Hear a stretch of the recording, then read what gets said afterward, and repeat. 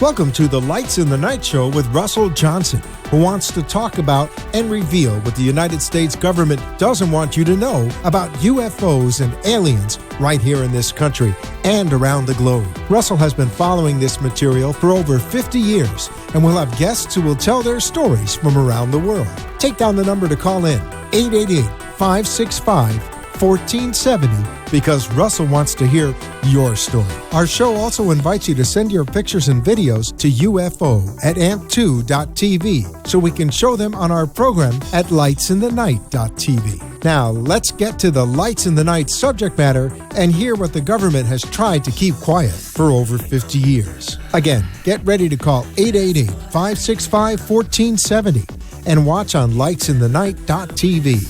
Now, here's Russell with today's show. Well, good afternoon. So here we are once again, starting out with another show. Hey, this is going to be an excellent program tonight. So we want you to tell all of your friends, relatives, acquaintances, next door neighbors that lightsinthenight.tv is on the air, and we have some tremendous information for you. Serious information this evening. A lot of homework, huh? Been doing a lot of homework. A lot of homework. Yeah. I am so excited. All right. I am so excited. Our tonight guests are Michael Elgian and his girlfriend Laura Legier, and they are amazing. I did about 8 hours go in a rabbit hole finding out all about them. Yeah, very excited. Friended them both on Facebook. They haven't replied yet, but I was trying to connect with them before the show. I call them, I heard it in one of the interviews I was listening to, conspiracy optimists. I love it. Optimists, welcome here. It's about love, and I love it, and I have all the great information on him. But Jessica, say hi to everyone. Hi, everyone, and I'm here for all the love of all the sentient beings around the universe, alien and human alike. Wow. Yeah. Well, you've done some homework on Michael, right? Oh, yeah, absolutely. Okay, well, go ahead. Start or ask. He's on the air. Michael, are you there? Oh, look. Michael? Is Michael, there? are you here? Well, yes, I am. Laura's here, too. Hi. Hi, guys. Oh, welcome. This is so great. Well, Okay. thank you. What a nice introduction. Yeah, no, we've been checking you out. I was listening to a young lady that another program was that I can't remember the title of it, but it was I was listening to you today for an hour. And Michael has and Laura, you guys got a nice story. Ladies, go ahead and start. Yeah, well, Michael's got his book, Prepare for the Landings, Are You Ready? Right. That when he was young, he knew he was going to write it. And I've got the question, who told you? Michael. Let's hear it. And I love Laura's gig. It's not weird anymore, or... Yeah. Love that, too. Mm-hmm. That was good. Yeah, absolutely. Yeah, that's my book, yeah. Yeah, that's so awesome. It's so awesome. Well, and you can go to both of their websites, Michael Elgian, ELLEGIAN. No, I-O-N. I-O-N. I found you with an A-N. Look at that. There you go. You're so good in Google. Google will take you either way, A or. Hey, Michael, listen, you've been on the spaceship. Let's talk about that story briefly because we have so many questions. We only have an hour, and you have so much experience. You were on the spaceship. Give us that story, Age sir. 6. It's first time, right? Well, 6 years of age was the first time when I fell off the Oceanside Pier, Oceanside, California, which was kind of written into my life script that I was going to have these close calls. And in that process, one moment I'm falling off the pier, next moment they had physically literally beamed me back aboard the ship. Back to me, was my home environment. And now I understand I was on what I call the six-dimensional plane, but make this story brief because there's so much information. To me, I'm back with the beings I remember saying goodbye to. And while they were dressed in silver blue metallic suits, had they been dressed in Earth clothes, you would have thought they were the average good-looking person down here. But it was the love, it was the connection I had with them. And people ask me how long was I on the ship. Well, time doesn't exist. I know it wasn't as long as I was hoping it was going to be. But for a period, I interact with them. And two of the things I always like to share with people that came out of that experience, because I wasn't born with cosmic amnesia veils over my mind and all this memory, they played back. It was like the holodeck on Star Trek. All, and smell, sound, everything, all verifying to me by these memories I had carried with me. And they also, at one point, this being named Orion, connected with the Orion Council Light, and it's connected with the Jerusalem Command that Dr. Hertek talks about in the book of Knowledge, Keys of Enoch, that works with the Ashtar Command. Anyway, he telepathically told me that my experience I was having that day, personal divine intervention, was preparation, confirmation, and verification in the future. And there would be mass planetary divine intervention where they would openly intervene. Mm-hmm.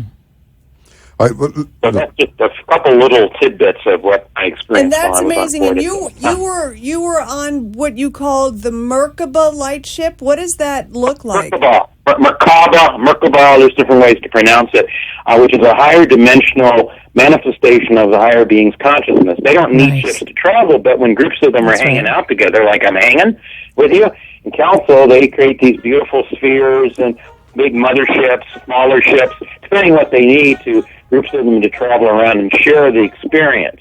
And so that, to me, was what I remember. And then in these type of ships, they have a shaft of light from the ceiling to the floor in the communications department area that is literally the consciousness computer hooked into the Godhead. That's the only way I can, consciousness technology that the Elohim are using. That's awesome. That. And then when in 79, so you were like about 26 then, I think? You were 25, 26. That's when the Cabal killed me. They hit me with a psychotronic beam and ripped the life force out of my body. Next thing was waking up on the ship with the Elohim standing around me, bringing me back to life to put the life force back into me, altered my DNA, RNA to protect me from that kind of attack.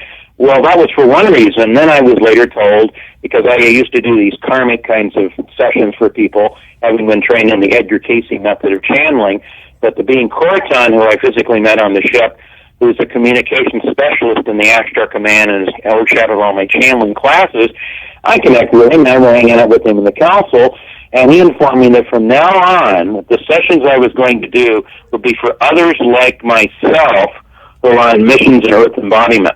And he told me about this list of characteristics that I was going to come up on. 2 months later, I saw it, the NASA Star People list that Brad Steiger had compiled during the 70s when he was traveling around. And when I looked at that list of about 30 characteristics, it didn't really surprise me that I had practically every one of them on the list. So did I. I did it last night. I had 29. I'm still looking. I didn't have the star in my hand. I'm still looking for that's the only one I didn't have. Wow. I okay, know. so you must, I think my heart's racing. Most of them must have quite an attunement to this higher level normally. Hey, Michael, listen. Yes. There must be a lot of people listening who are listening for the first time. And they say, well, this guy's been on a spaceship. Come on, please, give me a break. A lot of people just don't believe all of this. So if we can just slow it down a bit and talk about, look, here's what I like to do. I like to talk about the Greys. A lot of people have seen the Greys and the reptilians, and talk about what status they occupy, that now that we have thousands or at least hundreds of different species from different planets here. How would you view the reptilians and the aliens compared to some others, in contrast, if you will? Well, there's been quite a shift in the last few years from what was happening in the 80s and 90s. Because a lot of people, and I included, used to go to these UFO conferences, and in my opinion, not all of them, but most of the so-called UFO experts in the UFO field were, in my opinion, spin doctors, UFO disinformation agents, because they like to suppress and ignore and ridicule the contactees like me, who had a benevolent, uplifting experience while they stuffed the Greys down our throats, basically. The Greys were abducting people, but that's only because there was an agreement made with the government to allow people to be abducted in exchange for technology. The human-appearing benevolent ones, when they attempted to approach the government, and they were turned down because they were demanding ethical treatments of the Earth's citizens. So that's a whole story in itself. Lately, the Greys and reptilians have been blocked from doing any more abductions very recently because of new agreements that the Alliance, the Secret Space Program group, and people like Okay, before we talk about that secret space program, have been coming out openly and talking about their experiences with the Sphere Alliance, the Blue Avians, who I've had communication with. Okay. That are clearing up the mess, causing riffraff out there. So they've been cleaning up things pretty fast, and all the abduction stuff has come to a close because the people of Earth are waking up now on a mass level, and they're tired of this. People are tired of being manipulated and treated in a very disrespectful way. Michael, listen, I'd like to go back for a minute. You talked about an agreement was made. Was that agreement made in 1954 with President Eisenhower meeting the Greys at Wright-Patterson Air Force Base? Where was that? No. Well, that was actually the human-appearing ones landing at Wright-Patterson, not Wright-Patterson, excuse me, Edwards Air Force Base. And February 21st, 1954, under the disguise of him being at the dentist with a tooth cap problem. I hate that when those tooth caps come loose. Anyway, so that's the official cover-up, and human-appearing beings landed through ships on the tarmac, and they stepped out and they communicated and said, if you will relinquish your thermonuclear warheads as a gesture of peace and tell everybody on the planet what the options are, we'll give you this consciousness technology that would powerfully transform the planet. But they weren't willing to do that. And then the Greys came in and they made an agreement with them right thereafter. Okay. I wanted to follow on that story because that's very important. Yeah, that is. I'm just saying I love to hear that because I love to just spread the word that our sentient being brother and sister aliens out there are not here to hurt us, but we are working and trying to create more love. Well, I love the Blue Avians. We've heard so much about them lately. I was watching Corey Good with David Wilcox when I was first found, and I just love them. And then when I was listening to you guys yesterday, I'm like, yes, they know the Blue Avians. Well, there's a lot of moles on the internet right now that are connected with the cabal trying to debunk Corey. Because they've got an agenda to confuse everybody. Sure. All I can say is I remember prior to this lifetime hanging out with them, and then, when Land Information Service, then I flashed back to knowing them, and then my girlfriend Laura had a little experience when she was doing a massage session with somebody where their presence was kind of in the room, and they were making bird sounds over this other recording that, CD. Yeah, there was this music. They were kind of coming through and really loud bird sounds that had never existed on that recording before because the person who had it said she had never heard it. She played it many times. This is the first time. And then she could just feel the presence of these beings that were trying to communicate kind of that kind of way. Okay. I love that. When I was meditating yesterday, I used one of my really amazing blue crystal bowls, and I had my assistant with me, and I was sort of calling in, the presence of Blue Avians. And during the meditation, just oddly enough, right, a blue jay was right outside. A blue jay was right outside the window and chirped through the entire meditation. Let me ask you something, Michael. How about you're talking about benevolent aliens here on planet? The benevolent ones. Okay, very benevolent, very noble, and justice, and that's why they came in with their giant planetary ships in the 80s when they kind of, in more modern times, reappeared and of course the cabal thought they were initially the Anunnaki coming back to let's do this. Down, and they made it clear, Michael, no, we're here to help the people of Earth, not manipulated things. Michael, right. Let's define the cabal. Let's talk about that for people who knew. Who don't know. Well, the cabal or the Illuminati or the power elite or the industrial military complex, they're kind of aspects of one another. Have been around for a long time, and like the 12 major banking families, the Rothschilds, Rockefellers, and they have various groups, and politicians that are bought and paid for, whether it be the Skull and Bones, the Bohemian Grove, they're all just basically, right now the Illuminati pyramid is collapsing in on itself, self-destructing, because it cannot be supported in this new consciousness that the planet is quickly moving into. They've had their day, they taught people lessons of discernment, but now duality is going to go away, and we're going to come into a golden age. So they've been around, they've manipulated people, they tried to off me, and they did briefly in 79, but I've been a thorn in their butt ever since. As long as they didn't take my sense of humor, we like it. Treat me. And I love to let them know I know they know that I know. And I just let them know at times, hey, you better back off because, I'm a very loving person and the beings are protecting their living. But if you try to do things, well, there's some, instant karma that will come down. And they had to test it out. I was in New York in 82 and Rothschild sent an assassination squad and these guys are standing here with their guns in their coats. And, and at the time it happened, it was kind of like sometimes things happen, you don't even realize at the time what's happening until later. But I remember seeing these guys standing there, and then, later in the channeling, they were explaining that was Rothschild's assassination squad, but they were paralyzed that day. Gee, I wouldn't want to be in their position when they report you back and go, I couldn't pull my gun out of the coat because my hand was paralyzed to my breast. That's really embarrassing, and talk about getting your butt reamed, man. Right. We keep talking about the outing of the cabal for the last several years. Do you think that that's actually really finally speeding up? Do you think there's a lot of talk about things happening come September, October? What's your feeling on that? Well, the cabal is being outed, what we can call the good guys. There's an alliance group both off the planet and a group on Earth, which Ashtar has told me for years I've communicated with, that there's a cosmic sting operation. Many years ago when I saw the movie The Sting, and he's always commenting to me about things, he said, we've got a cosmic sting operation, using the analogy of a chess game. He goes, we've got their king already, but the game still has to play out to the final move, because people need to learn tough lessons of discernment and learn to, be proactive and learn to, conduct ourselves with dignity, which is why we're also into the common law grand jury process to restore, integrity and get rid of the kangaroo court. That's by the way, I tried to get on that last night. I can share that with you. The National Liberty Alliance.org. And I'm Laura Legier, my girlfriend. She's very knowledgeable.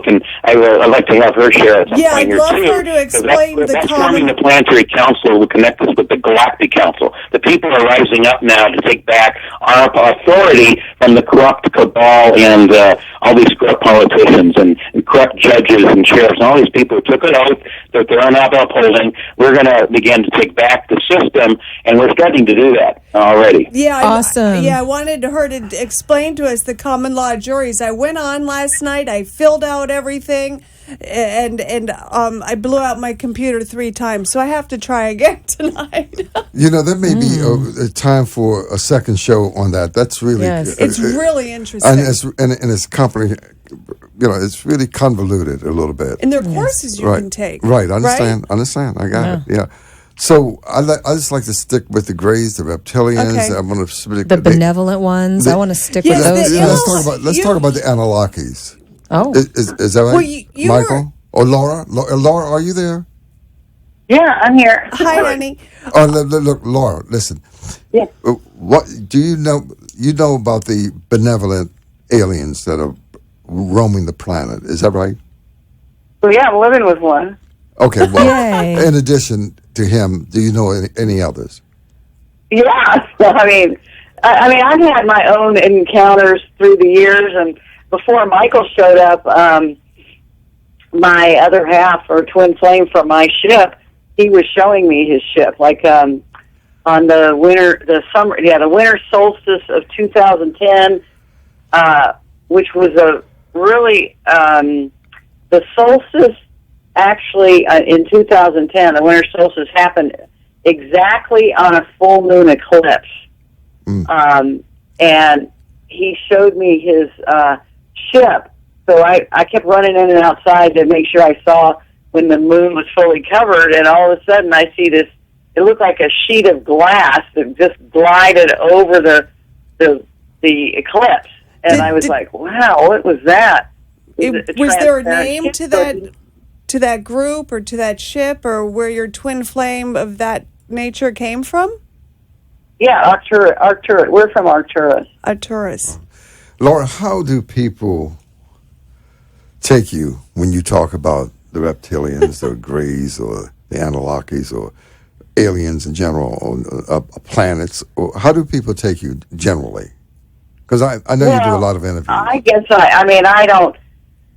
I kind of adjust my conversation to where people are and try to just push them a little bit further than they are, but I don't like people who have no clue about any of that. So I'm not going to start a conversation like that. Mm-hmm. I have to start where they're at and then bring them up a little bit. So, but I'm also surrounded by a lot of friends who get all this too.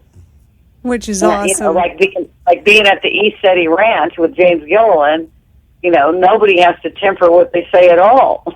That's awesome. You know, Jessica and I, we love the loving sentient beings, and maybe you could explain the Elohim and clarify that, and Ashtar. So my understanding was what we sort of consider the angelic realm would be the Elohim. Yeah, I'm going to have Michael is a lot better explaining that part, so I'm going to give it to him for that. Okay. Thanks for joining us, there's Laura. different levels of Elohim. Ashtar is an Elohim being who has been around for eons of time helping this planet.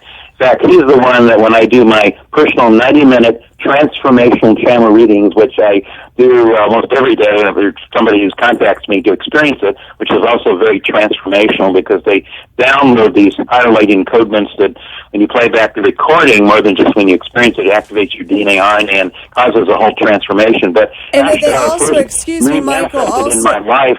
When I was 9 years of age I was watching President Kennedy's news conference on the Cuban Missile Crisis on TV, and he pops into the room. Now, he's standing there etheric, but he looked more real to me than most of the mundane humans I saw walking around Earth. And he says dramatically, telepathically, he goes, we're not going to allow nuclear war. It's against Federation policy. Nice. Okay? Which I knew, but it was great to have him reintroduce and make a strong statement about that.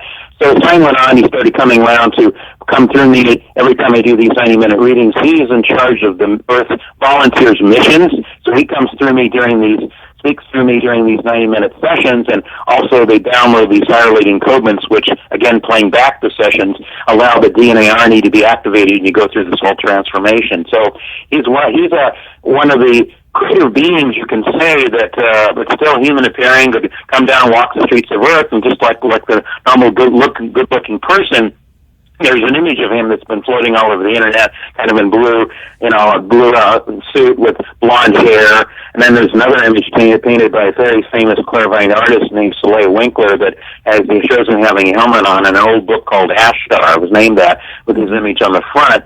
That's also at my website. Ashtar is in charge of the Ashtar Command. So he first came through George Van Tassel, famous contactee in the 1950s, who I knew before he was physically taken off the planet. And Ashtar channeled through him the first time in July 18, 1952. Now, that was right before the White House was buzzed. He told George Van Tassel he was going to put on a little benevolent show of force.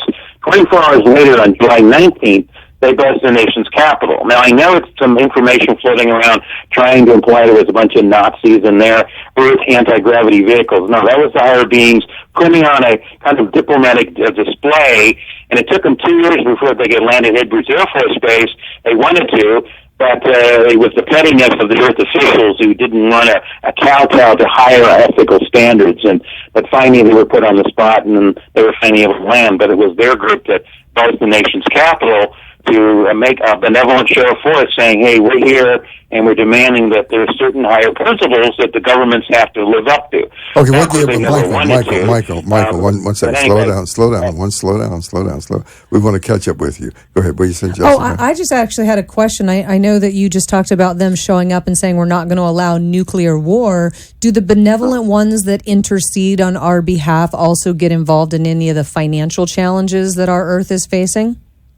Well, as a matter of fact, Ashtar has told me that the command up there has been working behind the scenes, part of the cosmic sting operation, to get this new economic system, even go back to when they announced Nassar at one time. It's all designed to give the people of Earth a new form of system, which is really a transition to a more love barter system. But we have a new system, it's called the BRICS system, which is kind of a intermediary system from the corrupt Federal Reserve System. And the Reagan families are, in fact, in the process of beginning to distribute some funds right now for humanitarian projects. So there's a lot going on behind the scenes, and the other reason it's been delayed somewhat is because of the sting operation. You just gave me great news. I think I'm one of those groups. Yay. Laura, let me ask you a question. Do you know anything about Dr. Stephen Greer, Laura? No? Yeah, but I don't want to talk about it. No? Michael, if you slow it down a minute, do you know anything about Dr. Stephen Greer and what he's doing? No? Well, he asked you. Well, yeah, he did do certain aspects of disclosure in years past, like in the last 10, 15 years. It's just unfortunately, sometimes when some people, they don't understand some of the spiritual protection and help there, and people make decisions that sometimes can cause a conflict of interest. Other forces can sometimes sabotage that original intent. So I'd like to give credit in the sense that I believe his intent was positive, but sometimes human ego and human personality can get in the way. Like, we trip on our own foot, and the Achilles heel, the ego can be sometimes a problem. So there's some question about, at this point, what he's doing, because there was an Orion project with some technologies that got, sabotaged, and questions about who did what, why the technology couldn't come out, and the whole project got sabotaged, and there's some evidence to show that he might have made some mistakes. And who he is now, I don't know what he's doing right now. I just know that he was responsible for getting some of the disclosure process out, but now there's a question of what he's doing now, who he's aligned with. And I really don't rather not go into some of that. I like to just, keep it on a more positive okay, all right. Conspiracy optimist. So are we saying that disinformation is real? What information? Disinformation. I'm sorry, I didn't hear you. What? Disinformation. Is that campaign going on? Oh, he wants to know if Stephen Greer's information is real. Well, let's say the original information. I don't think that was his question. Sorry, go ahead. That's all right. Yeah, you take it. But go ahead, Laura. Did you understand what I said? No, not at all. I thought you said, does it mean that Stephen Greer's information is real? Is that what you meant? Well, he's working on disinformation. He's working on disclosure that from what I understand, that the aliens are here, and he's going from government to government across the old world. Is that what he's doing?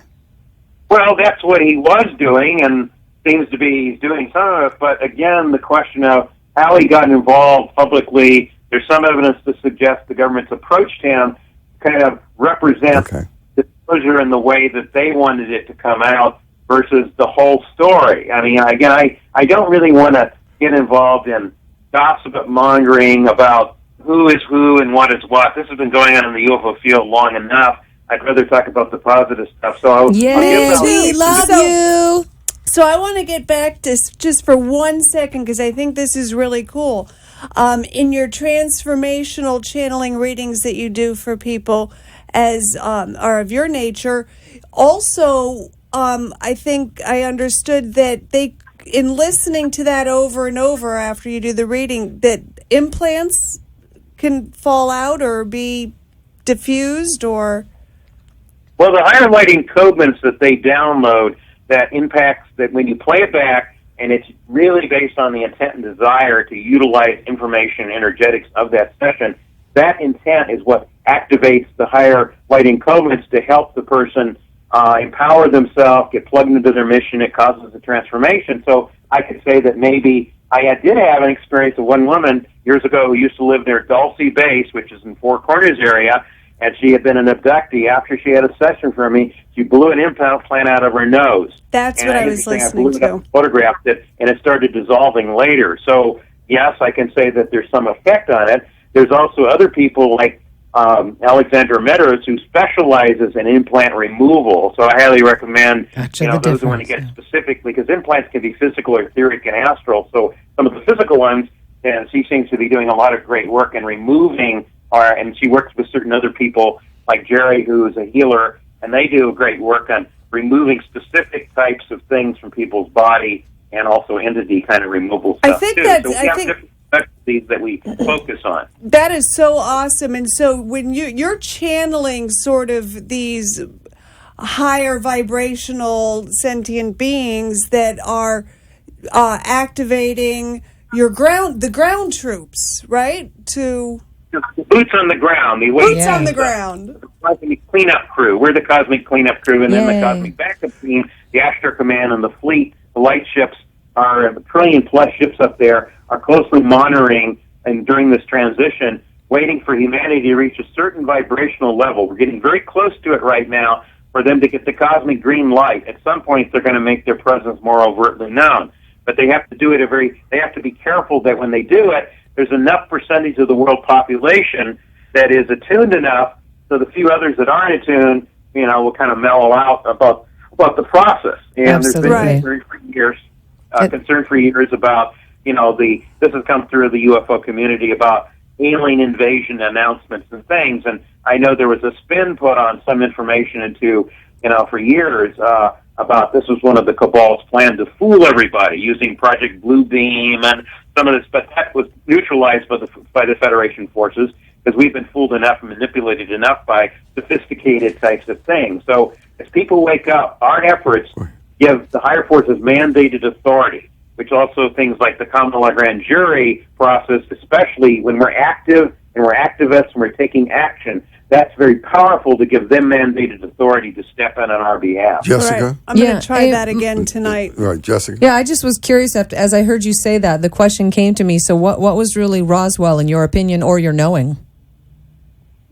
Was what? I didn't hear that. Roswell. The crash at Roswell, July 4th, 1947.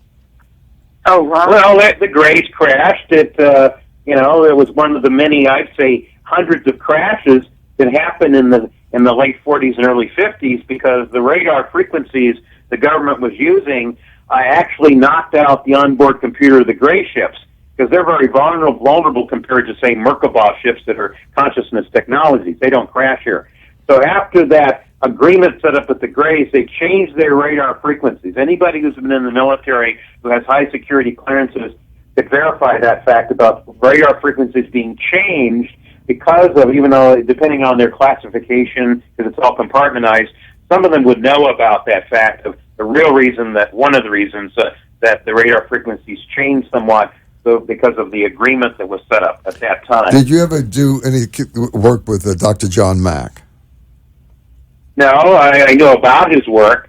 What do you think? There's a lot of different people through the years who have been involved in the field for various different reasons. Unfortunately, a vast majority. I think John Mack was very sincere, and there's some evidence they might have killed him. But there are other people like Bud Hopkins who had ulterior reasons, who actually worked for the CIA, and he was gathering information through his regression hypnosis sessions, repressing any information about the human appearing being as well. Because they came out in the sessions too, but he didn't want to talk about that.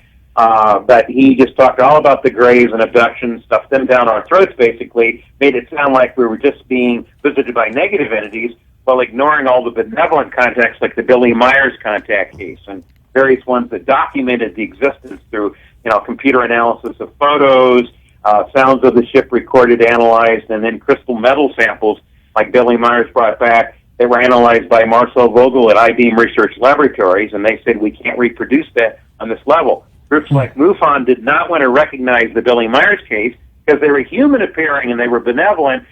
They begrudgingly later had to finally acknowledge it as being authentic. But for years, they just debunked it, claiming there was never enough evidence. But here was a documented case of contact, well documented, which they ignored and repressed and ridiculed. Okay, Jessica has another question for you. Well, again, you keep making these questions pop into my mind. A minute ago, you talked about that the benevolent ones, if you will, are waiting for the vibration of people on Earth to raise in order for them to start introducing themselves. What can those of us on Earth do to raise our own personal vibrations spread? Oh, okay. Is that easy? Is that it? Is that the answer? Yeah. Michael? Yeah. Yeah, well, there's a lot of things. Everything from dietary changes where you're eating healthy food, stay away from the, GMOs and the synthetics and all that. Do meditation, visualize, do life decrees, call on the higher forces to play a more active role in your life. Do anything that's life-enhancing personally is going to add to the collective momentum field of the planet. And, of course, my sessions are designed to really help amplify each person's potential many fold. I can't wait to have a session with you. Michael, there are a lot of people who are disbelievers of all this stuff. They say this is a bunch of nonsense. How do you deal with that? Well, when I do my presentations, through the years, it's interesting. The only people who would normally show up at my events, because they kind of have to pass through cosmic security code to get to me, were people that were either attuned to it or somewhat open. Not that I didn't ever have the occasional skeptic kind of person, but they were kind of few and far between. And when I would present things like the Billy Myers case and the declassified documentation to the Freedom of Information Act, specifically describing all these events, there are some people that you could present the most evidence at all, but because their mind is made up, it's like, don't confuse me with the fact that I've earned my nervous breakdown, I'm going to have one. And how these people seem to operate. So I don't even waste my time with people, but because there's a huge waking up right now, many people have told me just recently they would have been, up until recently, would have been skeptical, but all of a sudden they feel this sudden openness. They sudden some shift in their consciousness. So it's becoming less and less.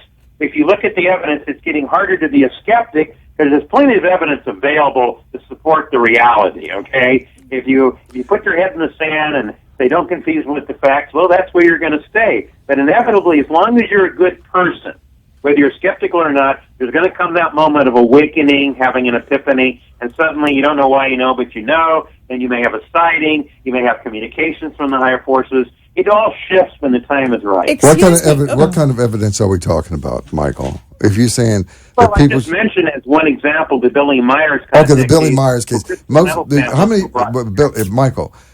out of 100% of the people here in America, 350 million, how many people in that percentage would you say know anything about Billy Myers?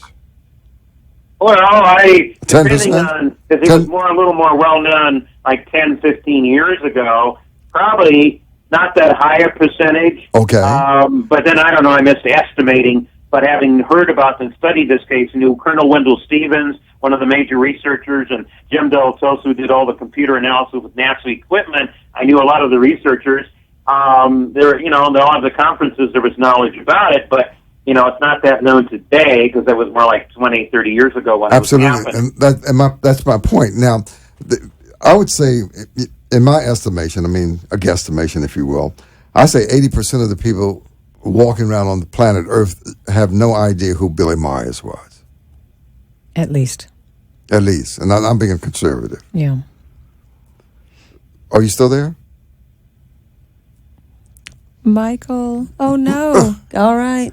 Oh, we've lost one of the yes, an incredible had a question too. Well, not a problem. You guys not a problem. Call back. It's not a problem. There's never. That's right. It's never a problem. It's an opportunity. Did you guys see the picture that was posted of a ship in a storm in Australia? It just came out like in the last week. No. It was it's the most incredible. If anyone listening has that photo, if you could go ahead and email that in to ufo@amp2.tv, we would love to see that right now. That's great. Yeah. And any other information? Absolutely. Or lightsinthenight.tv. That's right. Yeah, that'd be great. It's a really cool photo. Okay.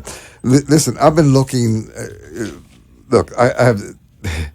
The Vatican came out the other day saying, in effect, that there's a possibility of alien existence, right? Yep. Did you remember that? Yeah, Right. absolutely. Yeah, for NASA sure. came out the other day. Yeah, that's right. NASA's, Michael, Laura, you back? Yeah, we're I Completely. I thought I'd ask one of those questions that made you run. Michael's like, I'm tougher than that. No, they just beamed out. But listen, Michael, I'm just trying to look at from the average person walking around here on planet Earth, especially in the United States. They don't even know what you're talking about half the time. Are you aware of that? Well, let's put it this way. Since the Internet has been around, recently in the last few years, I would say there's a much larger percent of the population who are open at least than there was 5 or 10 years ago. Okay. So I have a question. So are you guys considered the out there kind of nut jobs in your family? No. Yes. I'm hosting the program, trying to get some information. The more I been the talk like outward- this, yes, but I'm okay with that. I've been that my entire life. Well, I've been kind of a pathfinder weirdo. Yeah. Okay, well, that's lady. Talk to your family. You're able to talk to them about stuff that you couldn't talk to them about 10 years ago that you can now. For sure, yeah. Well, You my think so? family's used Oh, to it at absolutely. this With point. the internet, for sure. As I- Michael said, with the advent of the internet, people can get information. It's Well, hard to. Well, my dad always says to me, he says, I don't have to understand you. I just have to honor you. Okay, Laura, let me ask you a question, Laura. Lately, there have been some planets being discovered. I'm looking at this one. Scientists discovered a new Jupiter planet. Is that a planet or is that a spaceship that they're discovering?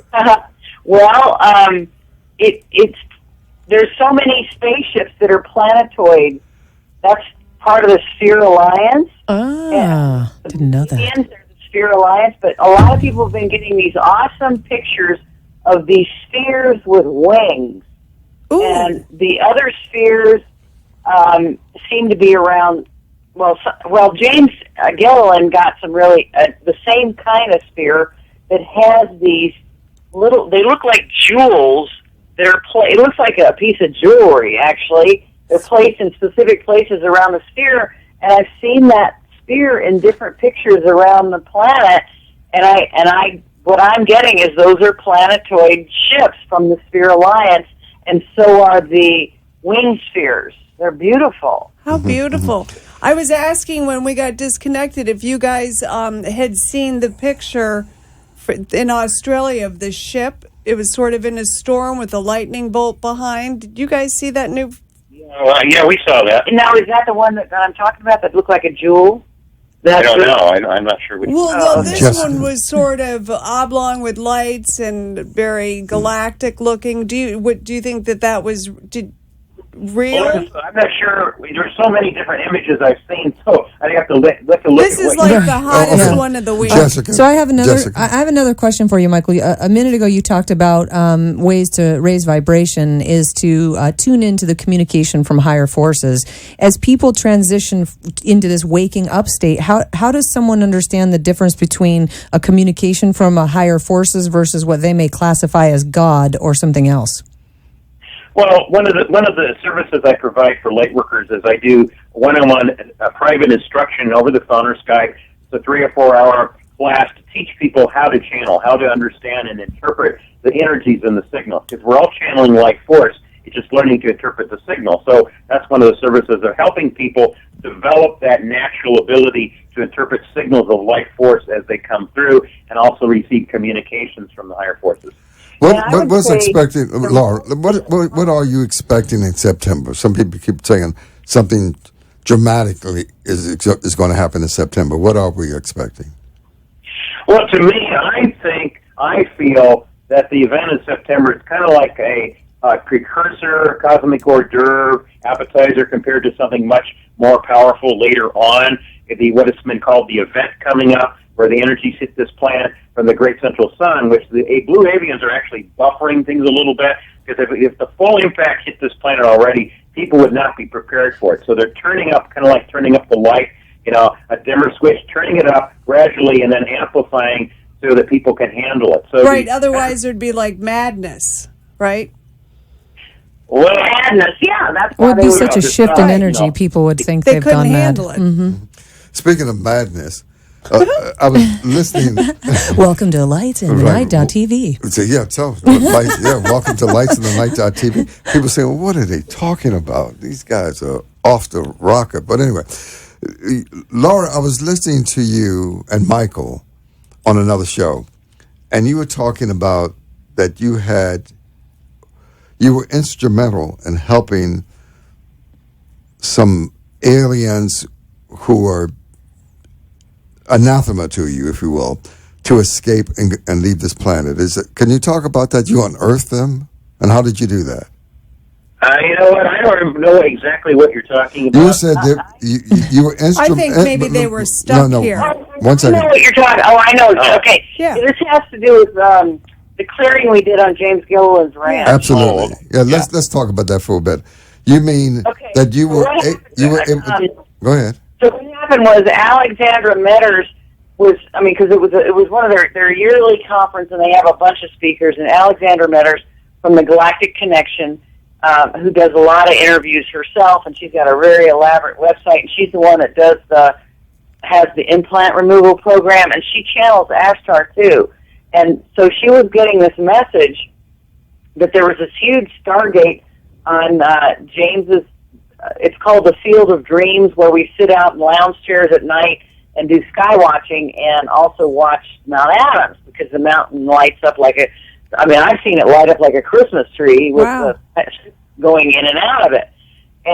But in the field, there was this big Stargate, and there was a lid on it, or a cap, and all these, she said what she could read was all these negative beings that have been stuck down there for 1 million years. And she said she really was getting the message that we needed to, they wanted to go back to where they came from, and she was really getting that we needed to clear it for James and the property, and we couldn't leave until we did. We ended up staying an extra day or two, because that more than we thought we were, because we needed to do this work. So she could see, and she got her partner, business guy that actually does the implant removal, Jerry. He can work remotely with people and do it. Anyway, they really checked where they saw where the Stargate was.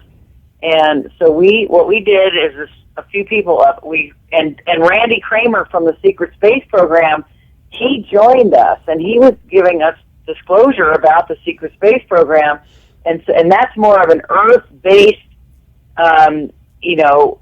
space program, but it's been secret to the public, except on Project Camelot. So he's been interviewed on that, and his cloaked triangular ship was that he's from, was cloaked over the ranch, and he was in touch with his brigadier general on the ranch like that, or from the ship, telepathically, and he chose to join us in this clearing, which was very different. So Alexandra stood in the middle, and we created a 5-pointed star inside of a circle inside of a pyramid. And so bottom line, Laura, bottom line that you released them and they went back to their own planets. Is that right? Is that where we are? What? As a bottom line, your energy released them so they could go back to the various planets they came from. Is that right? Well, that's where they thought they wanted. They wanted to go back to where they came from, is what they said. It made it sound. I mean, the way it made it sound to me. All right. Let me ask you another question. Do you know the people at Hollow Earth? And do you believe there's a Hollow Earth? Yeah, but I didn't really finish telling you what we were doing. We have about 10 minutes left, sweetheart. Can you do it in 30 seconds? Well, we wanted to complete what we were saying. Kind of short. It's kind of more important for me to finish this. Okay, well, We'd love to hear it. Let's do it in 1 minute. We can do it in 1 minute, like a 1 minute commercial. Can we do that? Well, anyway, okay, so we created this vortex around, and Alexander was in a conical shape, and we created this vortex, and we had 7, and Randy brought in 7 of his triangular cloak ships, and we connected the Galactic Federation and the Secret Space Program together, and they helped us do this whole thing. So we created this whole vortex, and they started going back to where they thought they came from. One of the entities turned around and looked at Alexandra and thanked her and went off. And okay, we got it. Didn't really exist anymore. It's all light there. So they were given a choice. They could go to the light or be recycled back to source. Okay, we got that. Okay, Michael, Hollow Earth. Do you believe there's a Hollow Earth? Yeah, there is. We're in touch with them. Yeah, the Earth is hollow. All planets are hollow. It's not a dense molten core. I have a copy of Admiral Byrd's secret diary when he went through the polar opening. So have you been there, Michael? Have you been there to the Hollow Earth? What's that? Have you been to the Hollow Earth? Not in this lifetime, but I remember being down there prior to this life. And there's a huge civilization that exists down there. There's also a city called Telos inside Mount Shasta, where in the Earth's crust there's underground cities, but the Earth itself is hollow, and there's huge civilizations living down there. So our guest from last week also believed in reincarnation, if you will. So it sounds like you're also on that track, as we all. Well, at least us ladies on this side of the track, where I don't remember what Russell's vote on the. This is Russell's first time around.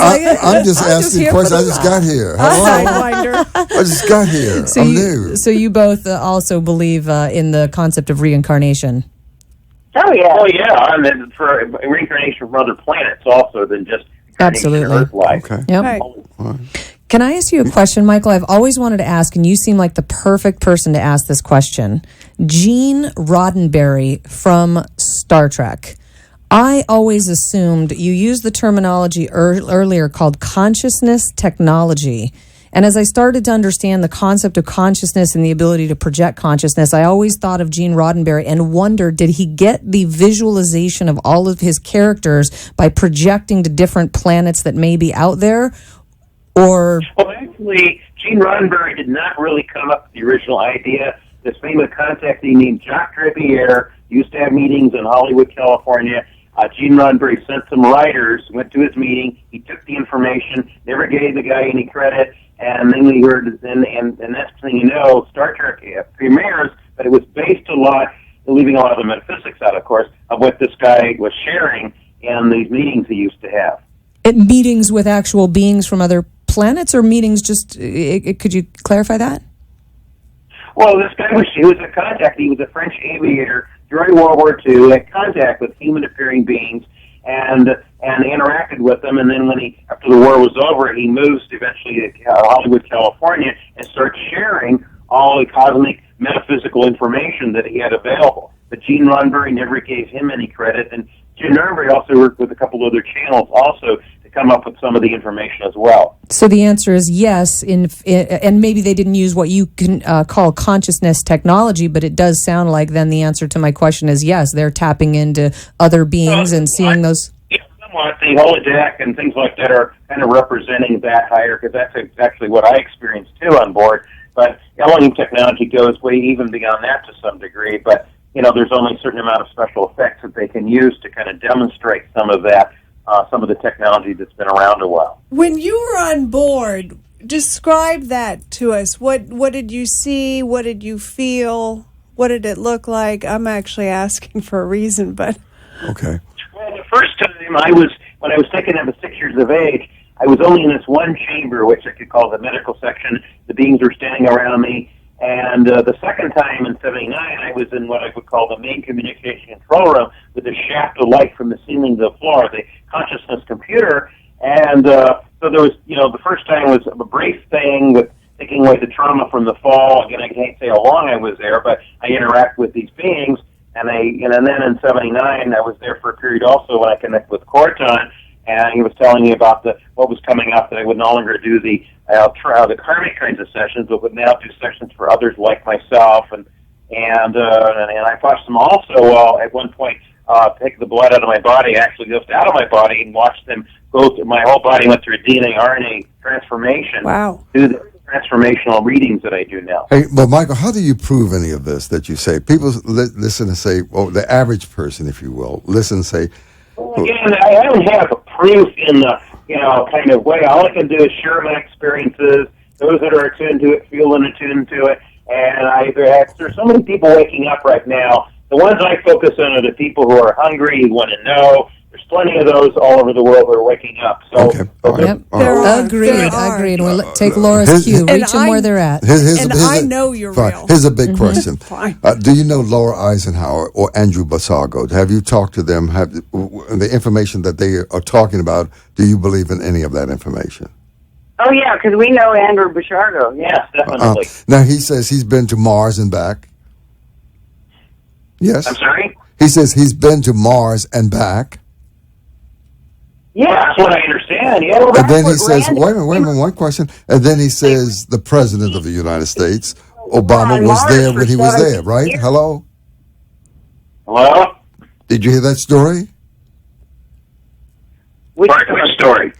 Obama went to Mars with him. He met Obama was on Mars before he became president.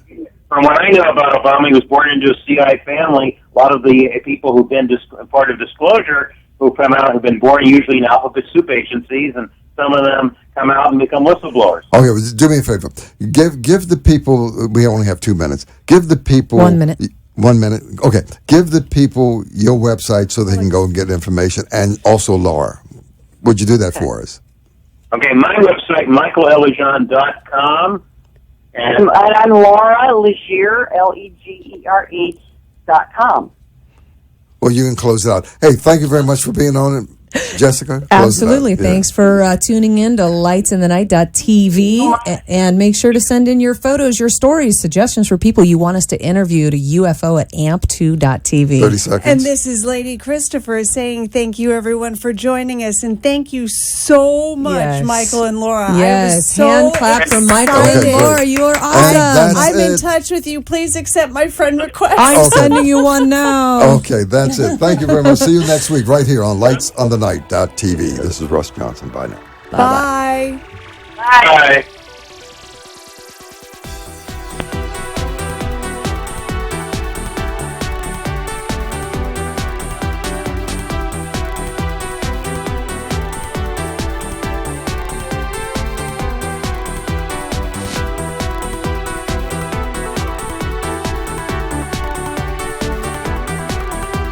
Thank you for listening and watching The Lights in the Night Show with Russell Johnson. Today's show can be seen on lightsinthenight.tv. And remember to send your pictures and videos to UFO at amp2.tv. And perhaps they will be used on the show.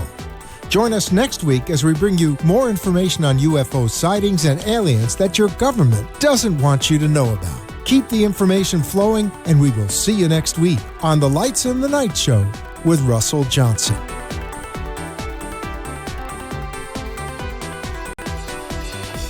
The opinions expressed on the preceding sponsored program were strictly those of its hosts, guests, and callers, and not necessarily those of this station, its staff, management, or sponsors.